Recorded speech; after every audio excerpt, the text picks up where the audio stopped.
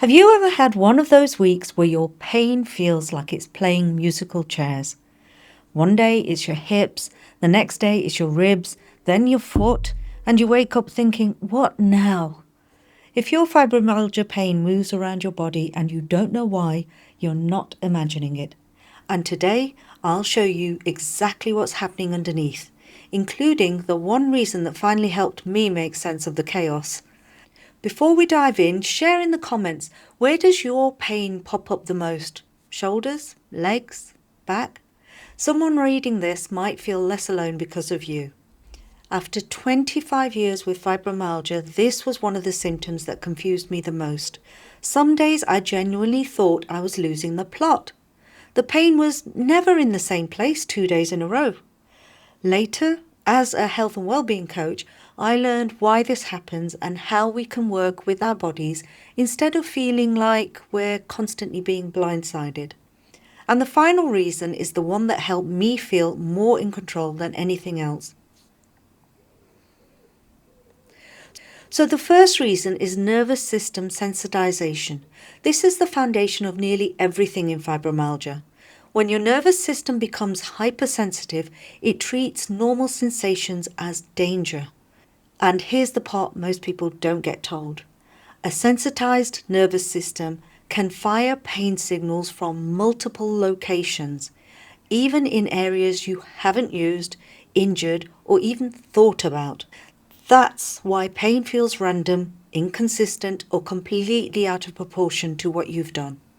But this sensitivity alone doesn't explain why pain often switches sides. The next reason does. Your body is always trying to protect you, even when it gets it wrong.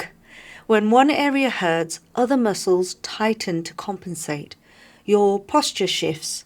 You carry weight differently. You overuse certain muscles without realizing it. And that creates completely new pain zones. For example, I can go to bed with pain in one leg and then wake up with pain in the other foot, simply because I compensated the whole day before. And if I've rested more because something hurt, I might wake up the next day with neck pain because unknowingly I held myself in a tense position.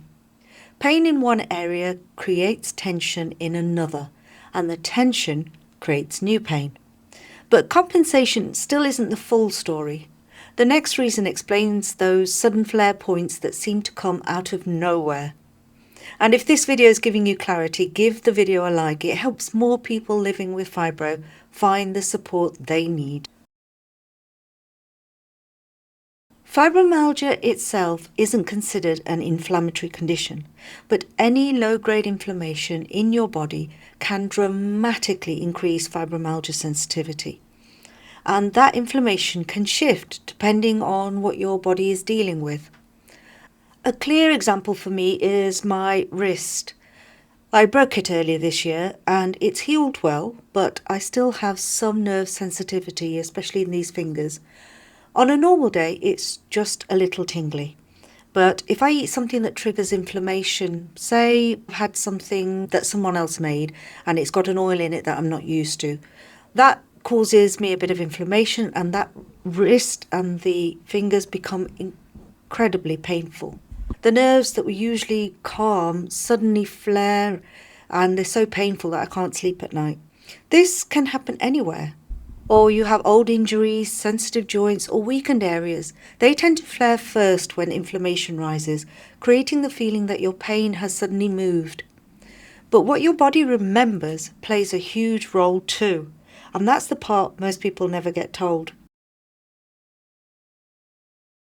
Your brain remembers pain.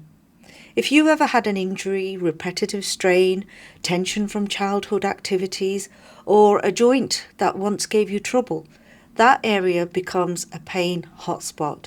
We've all had these, haven't we? It can go quiet for years, then suddenly flare again because your system is under stress. I used to get a strained left shoulder and a pain just under the shoulder blade from helping my mum with some sewing when I was very young. And that exact spot still returns during stressful periods, even if I've done nothing to irritate it. This is pain memory. Your brain revisits old pathways because they're familiar routes. Do you have old injuries that come back even when nothing triggered them? Understanding pain memory leads into the part that gives you the most control, your daily stress load. Your symptoms don't just reflect what's happening inside your body, they reflect how much your body is carrying day to day. Stress, posture, emotional load, your movement, sensory input like too much noise or strong smells, sleep or even busyness, they all influence where your pain shows up. Different areas take the hit depending on what's happening that week. I bought a standing desk recently so I could vary my position more when I'm working. But the first day I used it, the next morning, my hips were screaming. Not because I overdid it, simply because a new position overloaded different muscles. Or when I go out and wear a necklace, my neck is often extremely sore the next day. Not just the normal post-socializing fatigue, but sharp, targeted neck pain, because that small weight overloaded a sensitive area. Life gets busier, especially around the holiday periods, and the body carries all of it. Your pain then appears wherever you're most vulnerable that day. So what can help reduce the unpredictability? And what can actually help? I'm going to go through a few different strategies that can help stabilize moving pain. So first of all, calm your nervous system daily. Keeping that sensitive nervous system balanced will help you reduce spot pain. So for this, use things like gentle breathing, grounding, slow stretching, short meditations, anything that signals to your body you're safe.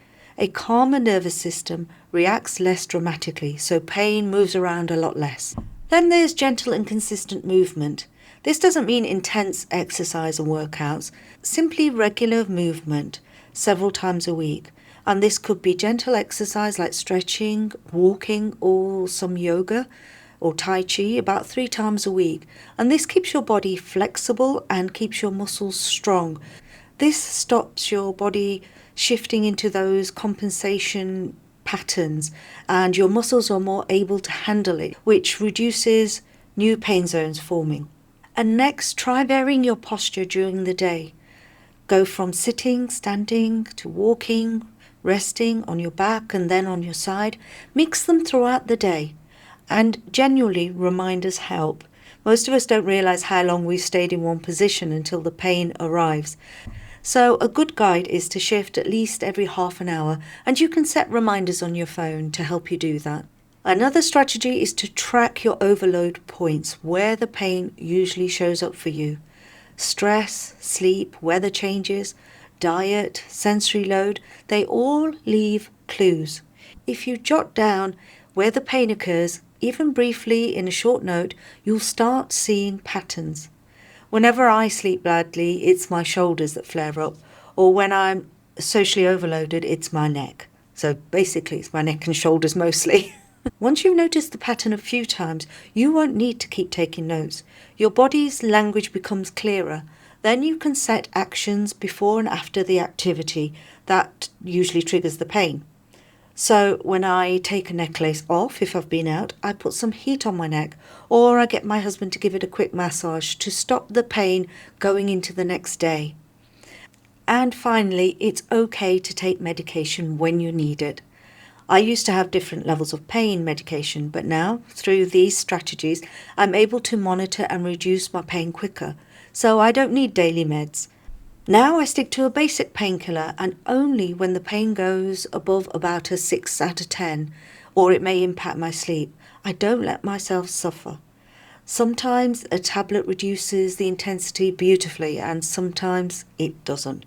But it's a tool, and tools matter, and they're worth trying. So how does all of this stop that shifting, moving pain occurring in your daily life? Moving pain isn't random, it isn't in your head either, and it isn't a sign that you're getting worse. It's your body showing you which areas are overwhelmed today, where sensitivity has been triggered, where old pain pathways are active, and what your system needs from you.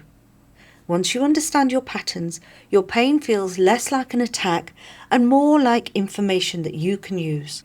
Information that helps you plan, pace, protect certain areas, and make your days a little easier. That's the real benefit of understanding why your pain moves. Now, if you want something simple that you can weave into your daily routine to help you calm your nervous system and keep it steady and balanced, meditation is one of the easiest and most effective tools. You can use any guided meditation online. Guided tracks generally support fibromyalgia far better than music-only options. Or you might like the Fibro Calm library, which I created specially for flare days, pain days, and those overwhelmed moments when you need something soothing and reliable. The link is below in the description and the pinned comment if you'd like to explore it. If meditation isn't quite what you're looking for now, this video here shares the newest information and research on fibromyalgia, so you can understand your symptoms more deeply and support your health with confidence. So watch that next. And until next time, take care of yourself and be well.